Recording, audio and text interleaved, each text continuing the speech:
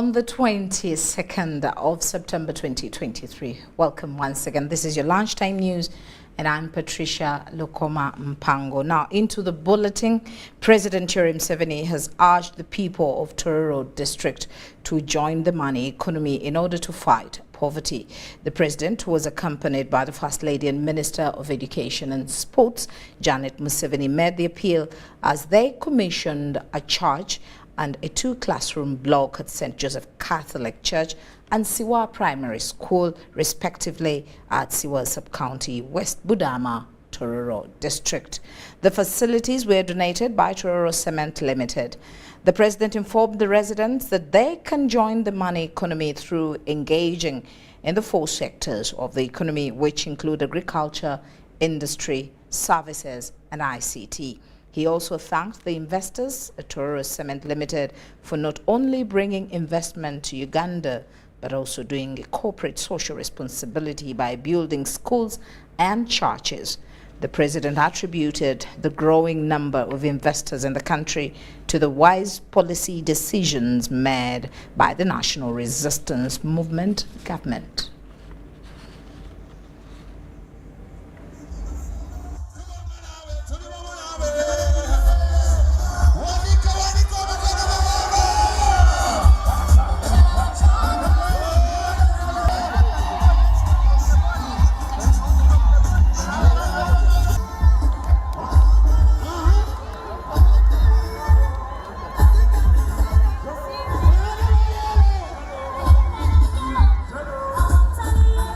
Political, all observed. Your Excellency, this very church and school was the school where Ms. Odo Ichwale studied.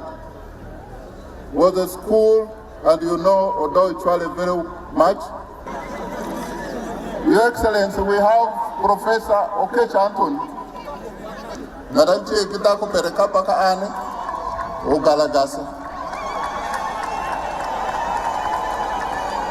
want to thank you so much for sparing time to come and meet the people. You saw a line of ministers. I don't think I should be as many brigadiers. Let see that you are still alive.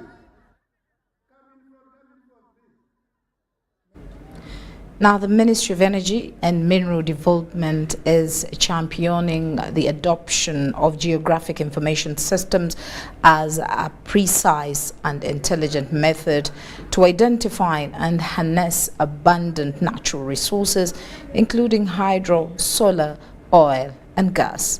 During the 10th Utilities Geographic Information Systems Conference in Kampala, Richard Mohanji, the head of GIS at the Ministry of Energy, emphasizes the transformative power of the GIS in every aspect of energy project planning and execution.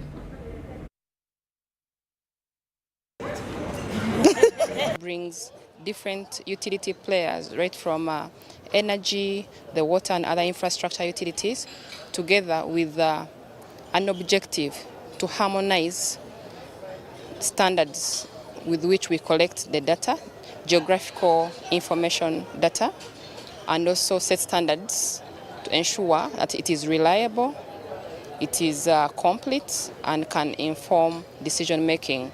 Delivering services that are based on infrastructure. So we are talking about electricity lines, we are talking about the oil pipeline, we are talking about, mineral sites.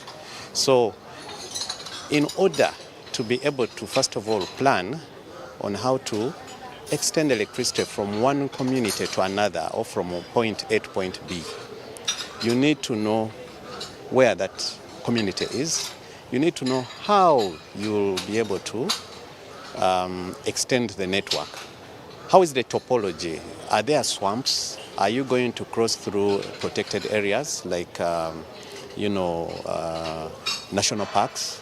So what is the impact of coming with your equipment and your digging and your cutting trees, So the power of the GIS is to be able to have all this data. We call it layering.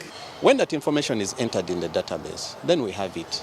Before any other team is deployed to go and do any work, they first refer to the database. So there will not be repeat surveys. Every time someone is saying, I'm going to survey that village, I'm going to survey that village. We'll already have it in the system. So any mention of that village, you do a search in the GIS. And then we'll see that we already have a survey. And this is the number of transformers needed. This is the number of LV poles, low voltage poles. This is the length of conductor needed. So we avoid that repeat. And that means we don't waste money in repeat visits. The big challenges is access to data. Because we do not operate in isolation. So much as we are able to collect certain specific data that we deal with, that we need on a daily, we need other stakeholders also to share the data that they collect. We don't have to every time be budgeting to carry out activities which other people could have carried out within their mandate.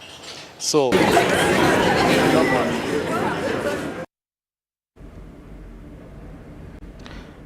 now, development partners want school-going girls empowered with necessary skills in school to help them withstand numerous challenges that always lead to school dropouts. They want teachers supported to best deliver the new competence-based curriculum to help young people develop skills required in the world of work. The growing youth population has the potential to drive positive change and transformation, but the development of soft skills required to thrive is still wanting. Development partners, especially those in the Rally Network, emphasize the need for these skills among learners. We have the education white paper. That's like the blueprint. It has analyzed all the issues and made recommendations that when you go to school, you actually become a useful citizen. Promoting critical thinking. Jane Sebuyongo, the design and program manager at Star Education, says besides nurturing the country's human resource, girls will be helped to reflect on their experiences, and the practice helps them to make right decisions that will usher forth their dreams. They will not drop out of school to get pregnant. They will not engage in casual sex or even get pregnant or be swayed away by cheap things. So this is empowering our girls not only to be just dreamers, but to create concrete action steps and decisions. Girls continue to face a range of challenges in the growth which sometimes can cost their future. In Oyam district, for instance, a report revealed that adolescents accounted for 30% of deliveries in the district, and 80% of first-time pregnancies at Aber Hospital were among adolescents.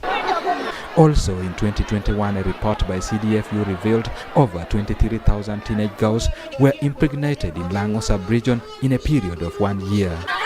This, they believe, if girls are empowered, they can scale down the figures. Fitch Uganda, a local NGO, is currently implementing a soft skills development program in Oyam district through a model dubbed Holiday Boot Camp, where each cohort takes 2 years and recruitment is done according to the vulnerability of the girl. Because literally teaching life skills in class is complicated. But if you bring out challenges that triggers the girl to think, you will be talking about critical thinking, you will be talking about problem solving, you will be talking about a number of skills that also complement each other. How you can vision, or how you can imagine your tomorrow from now. Vivian was selected head girl in Senior 2, and her path after enrolling in the program has changed for the better. And imagine a Senior 2 girl being the head girl of the school, the whole school. They've helped us a lot. They've helped us to trim us, I can say, more than even our parents. I am learning things that I am supposed to learn at home here. I know myself now. The new competence-based curriculum also seeks to address the gap by equipping learners with hands-on skills and attitude necessary for the world of work. But one thing that needs to quickly be done right now is to help the teachers come on board to understand how can we best deliver this skill, in a way that helps us to achieve the intention of the curriculum. So as really, we are looking at creating an environment and providing opportunities that help to develop a 21st century teacher and helping this learner to thrive in the 21st century. Eddie Olwa, UBC News. Now, the head of Non-Communicable Diseases Prevention and Control Program at the Ministry of Health, Dr. Gerald Matunje, has highlighted the major causes of non-communicable diseases and how they can be prevented. Dr. Matunje was appearing on UBC's Good Morning Uganda program, as we hear more in this report.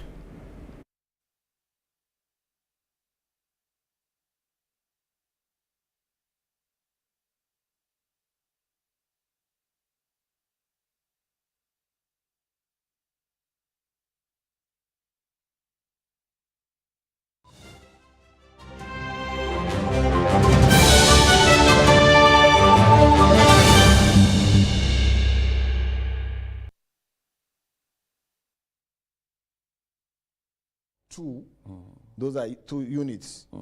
It means when you are taking wine, the volume is much less. When you are taking whiskey, the volume is much less that you are allowed. Because these ones are usually not above 7% alcoholic volume, I think so. The wine start with 10, 12, then the whiskeys can even go to 40, 50. I've never seen one of 75. Oh, you see? So now I've mentioned those 2. The third one is physical inactivity. Being physically inactive. And trust Ugandans, especially in the urban areas, they don't want to be physically active. Drive to work? You know, when even they reach the office, they don't even climb the stairs. They go in the lift. Yes. Then when they reach in the office, they sit, and their seats, they just stand. And then the secretary will bring the snacks and the tea, and they take, and you know. And in the evening, the same story. Lift down, the driver drives you to home. Sometimes not home, the pub. You first also take another risk factor. Then you joint, take some. Then you continue home and sit on the TV with the remote, and that's it. After that, you go to sleep. With that kind of lifestyle, even work awambwa. So physical inactivity is you don't give your blood to go to every place to remove all those toxins and what. So physical inactivity, especially in the urban centers. We are lucky in the villages, they have no choice. In the rural areas, they do physical activity not by choice. Because of the way of survival, we have found that they are actually very active. Their level of activity is more than even the recommended, which is good. But our problem is what?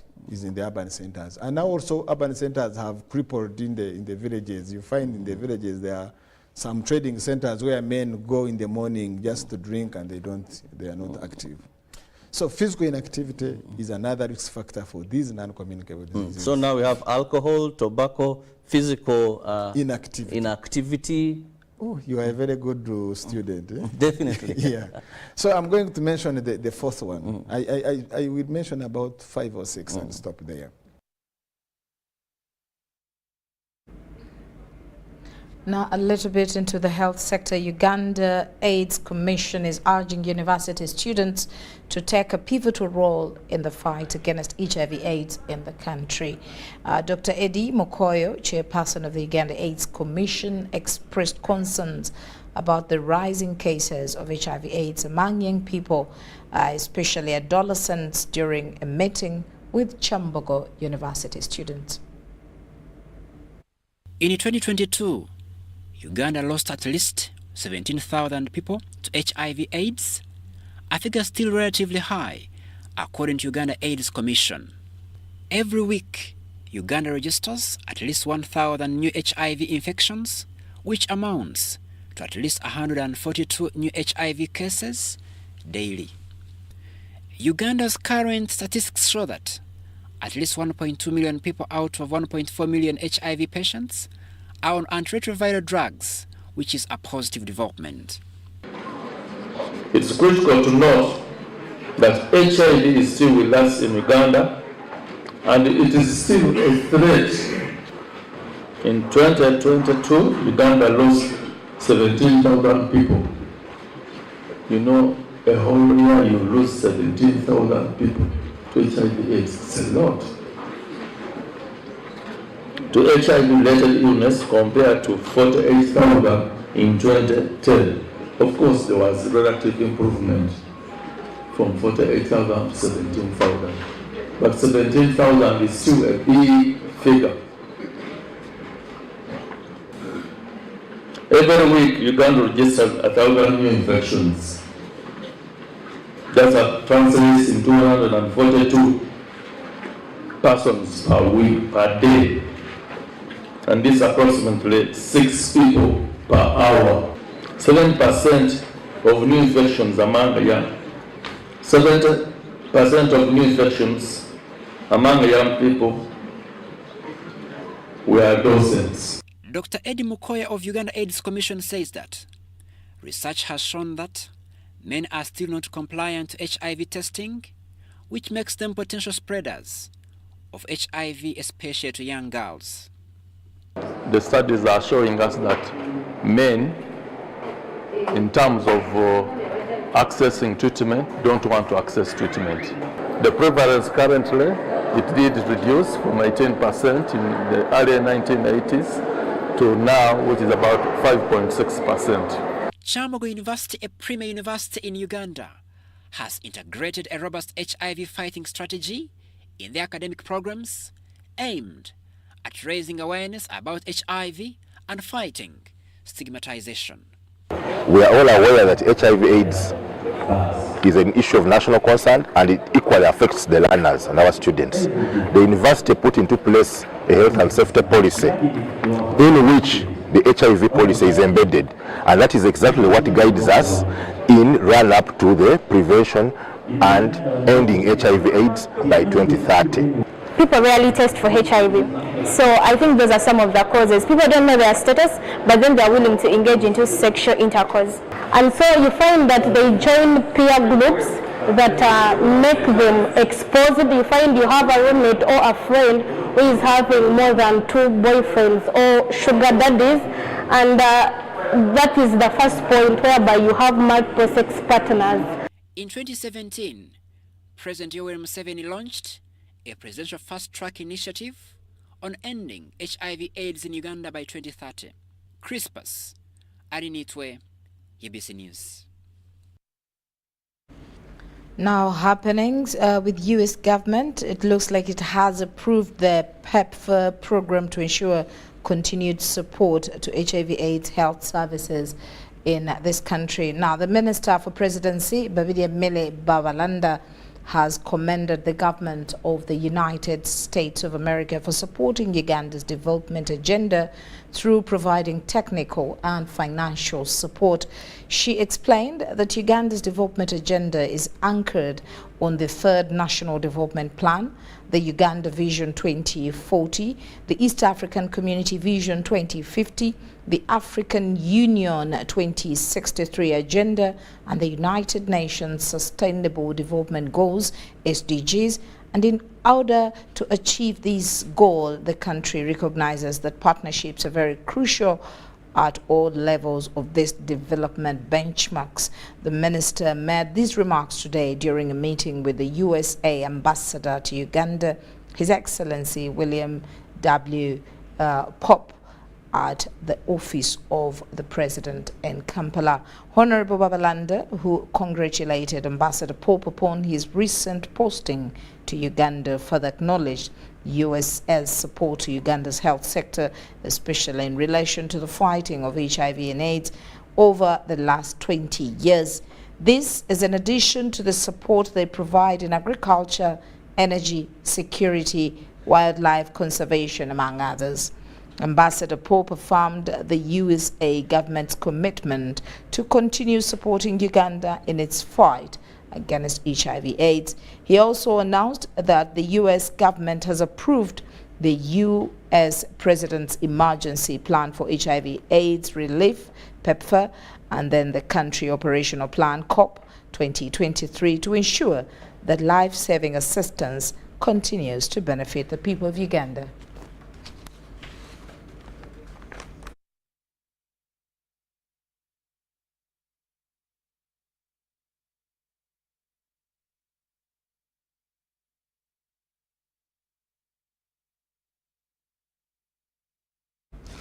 Now, in other stories, the youth have received a call to unite and collaborate for meaningful participation in the political arena of Uganda. Betty Amongi, the Minister for Gender, Labour and Social Development, highlighted the potential of existing leadership structures as a vital platform for organizing youth to bring about transformative leadership in this country. She made these remarks during an International Day of Democracy celebrations. Okay, so we have a program. Do you have it? Yes. Aha, okay, so I don't need to go. The minister has taken a lot of notes, I've seen, so I'm really curious to... Betty, where are you? Come up, come up, come up. Let's move. Great job. Okay, and Prosper Mubangisi. Yeah.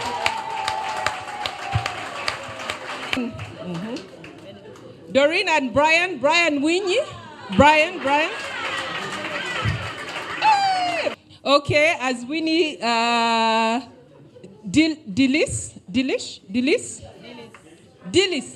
Delicious. Going to find different leaders who probably want a better Uganda, but they have different ideas to achieve that better Uganda. So instead of inspiring hatred against each other, as fellow young people, we should understand that a difference in ideology should not necessarily inspire hatred. Always do something, even when we do not go through when we aspire for these positions. Try to make sure you leave a legacy. At least let your footmarks be seen even after, so that people have a reason to always regret for not choosing you. Uganda, they are currently running a democracy school funded by the European Union. The school brings together young people from various political parties committed to build their competencies on democratic processes at national, regional, and global levels. Success of this evolution will depend in large part on sustaining this spirit of endeavor and industry amongst the youth that we have seen such good examples of here today. But it also requires support from other key actors. Political parties must play their part in fostering internal democracy and ensuring young leaders are supported and developed into positions with real influence and responsibility. And if you organize yourself and want to determine the cause of this country. So for us, government acknowledge that youth are very important, and there are structures to enhance your participation. Right from the village, their youth are elected, 5 of them, and from there you continue to be elected at parish, sub-county, district, up to the national level, where there is the National Youth Council. There is also members of parliament for the youth and other structures that facilitates the participation of the young people in the political arena. Okay, congratulations, victors. Well done. All right, so now... And with that very story, we're going to take a short break and return with more on your lunchtime news.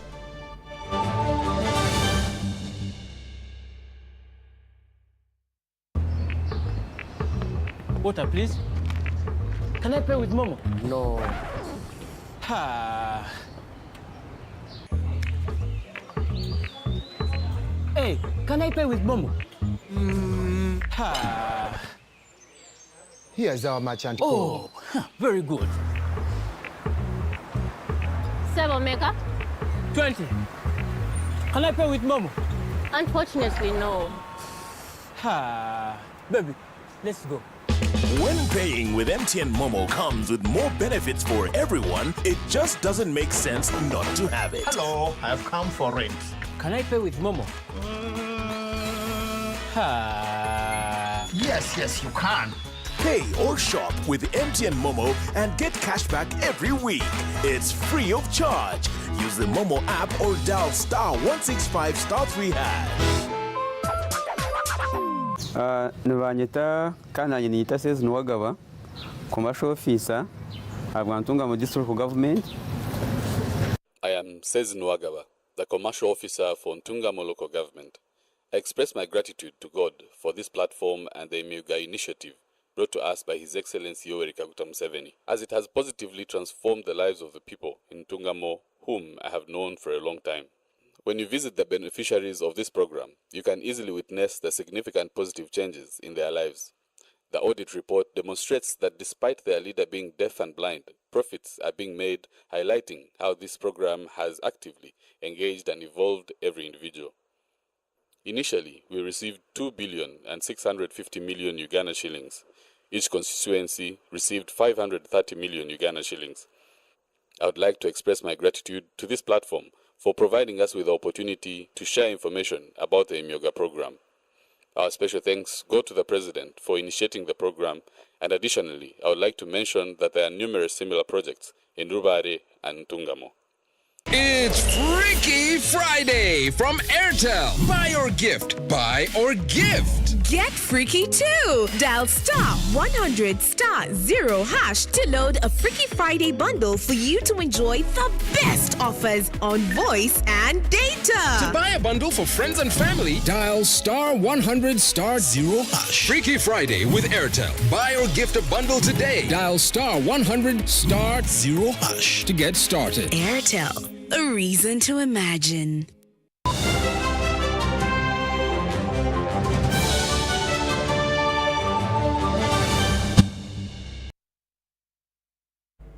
Welcome back. Let's continue. Now, the Ministry of Tourism is urging the development partners and development to come up with strategies to advance the green tourism in the country. At the recent tourism thematic conference hosted at Hotel Africana, industry experts underscored the country's potential for tourism growth and noted that non-appliance issues are causing a decline in tourist numbers. Those approaches, especially we needed to develop a marketing strategy where we look at green tourism or sustainable tourism. We are also looking at how do we position Uganda in the source markets as a green tourism destination so that we compete favorably with our competitors.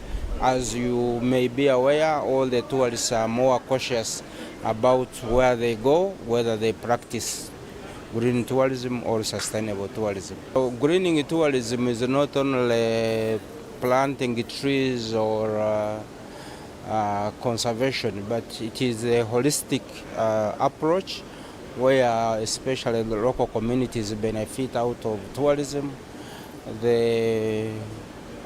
All the sector players, including agriculture, can benefit in tourism, including employment for the youth, specifically those who live around the national parks. We are pushing seriously on something called clean cooking. You must have heard this. Clean cooking. You already know we have a cooking tariff. Have you seen that? So for 11 cents, between 80 and 150 kilowatt hour. Encourage people to cook using electricity. So what we've done is to say, let's give out cylinders, cut out this initial acquisition cost. And when you do the economics, it becomes now at par with the other alternative energy source.